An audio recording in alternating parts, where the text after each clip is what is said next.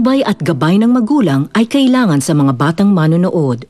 Simula na ng kaabang-abang na kwentong hatid ng hiram na puso. Kapartner ang Sunsilk Strong and Long at Ariel with freshness of downy passion. Maghihintay sa'yo, maghihintay ako.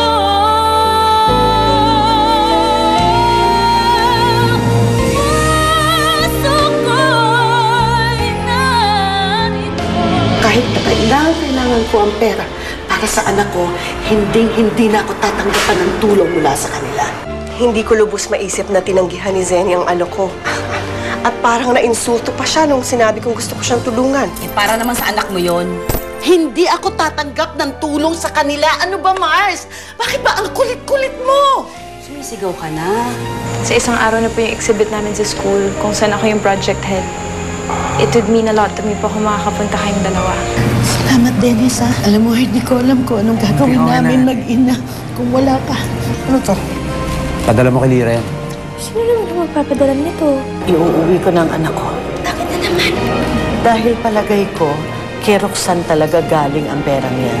Gusto ko nang iuwi ang anak ko para sa ganon, wala nang kaming kaugnayan sa mga Saavedra.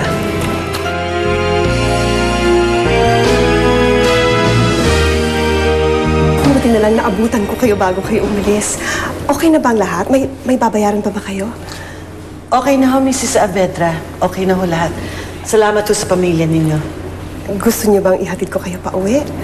Ako, hindi na ho. Nakakahiya eh. Nay, pumayag na ho kayo. At saka sakto naman ho, hindi niyo po dala yung sasakyan niyo, di ba? Pero may dalang sasakyan si Dennis. Si Dennis ho kasi maghahatid sa amin pa uwi. I see. At pero kung gusto niyo ho sumama sa amin, sige ho, para makita niyo rin ho yung bahay namin. Lira. Huwag mo nang abalahin si Mrs. It's okay. Sasama ako. Gusto ko rin malaman kung saan kayo nakatira. Kaya, sasama ako sa inyo.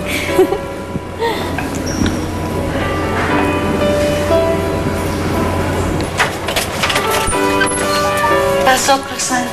Pasensya na, maliit lang ang bahay namin. Upo.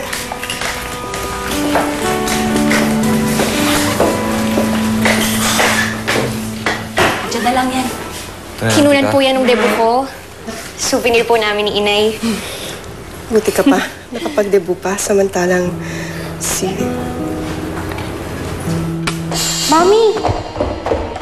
Mami, look. Mami, gusto ko pag nagdibo ako, ganito yung gown ko, ha? 2 years pa yun? Nagpaplano ka na? Oo naman, Mami. Siyempre, di ba, special yung debut? Kaya gusto ko, ngayon pa lang, pinaghahanda na natin yun. Oo naman. Siyempre naman kailangan memorable ang debut mo, di ba? Sige nga, tignan nga natin. Ito gusto ko, Mami. Anong kulay? Pink.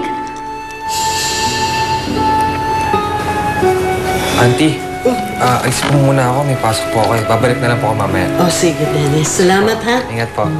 Ikaw din. Ingat ka. Salamat, Dennis, Bye. ha? Ingat. Mars, ako yung may bisita. Kailangan ko ng... Ay, oo nga pala. Halika, maganda tayo. Ay, hindi na. Don't bother. Hindi, okay lang yun, Roxanne. Maiwan muna namin kayo dito, ha? Maghahanda lang kami ng merienda ni Becky. Hindi na talaga. Kaya naman ako nagpunta rito, hindi lang dahil gusto kong malaman kung saan kayo nakatira. Gusto ko sana kitang kausapin uli, Zenny. Kausapin?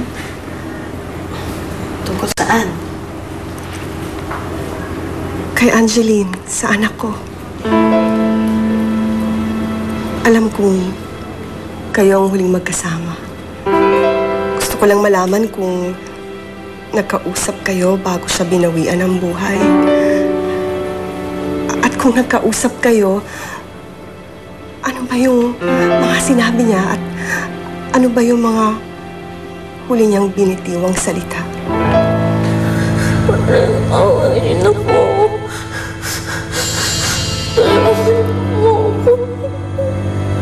Sorry. Huminto ako. Tataling kita sa ospital. Nay, okay lang po ba kayo? Okay lang ako. Inaalala ko lang yung mga nangyari ng gabing yun. Anong mga naaalala mo? Meron ka bang naaalala? Sinabi ni Angeline?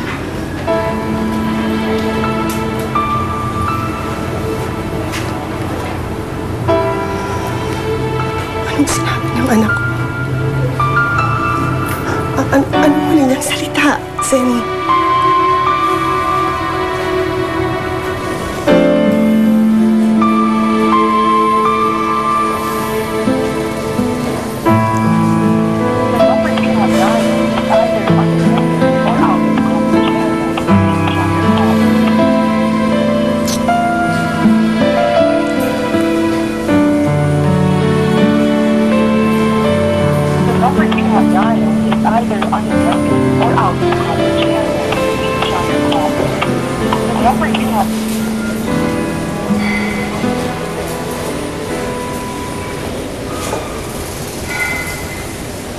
Hindi na siya dadating, no, Dad? Kanina ko pa siya tinatawagan, anak, pero hindi ko siya makontak. Alam ko naman yung dahilan, Dad, eh. Hindi siya pumunta dito kasi hindi naman ako importante sa kanya, eh. That's not true. Alam mo, Alam mo yung totoo, Dad. Alam ko yung totoo. Alam mo kung ano yung hindi ko alam. Hindi ko alam bakit pinipilit ko pa yung sarili ko sa kanya.